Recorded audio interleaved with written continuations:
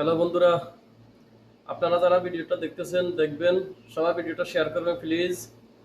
ফেনী থেকে লালপুর, লালপুর থেকে সোনাগাজী রোডে, সোনাগাজীর আগে তাকিয়ে ডাকবাংলা, ডাকবাংলা থেকে তাকিয়ে বাজারে ওসমানিয়া হাই স্কুল, ওসমানিয়া আলী মাদ্রাসা, ওইখানে অনেক মানুষ আশ্রয়কেন্দ্রে আছে। তারা খানা পাইতেছে না, অনেক কষ্ট করতেছে। পানি আজকে রাত্রে প্রায় অনেক হয়ে গেছে, এক বুক পরিমাণ পানি হয়ে গেছে। তারা কোথাও বাজারে ঘাটে দোকানপাটে খানা পাইতেছে না। আপনারা যারা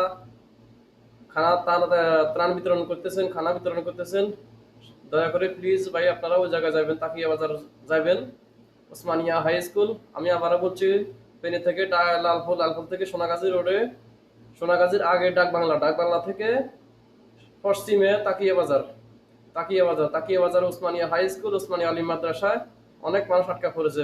ওইখানে আপনারা সবাই ত্রাণ বিতরণ করেন প্লিজ।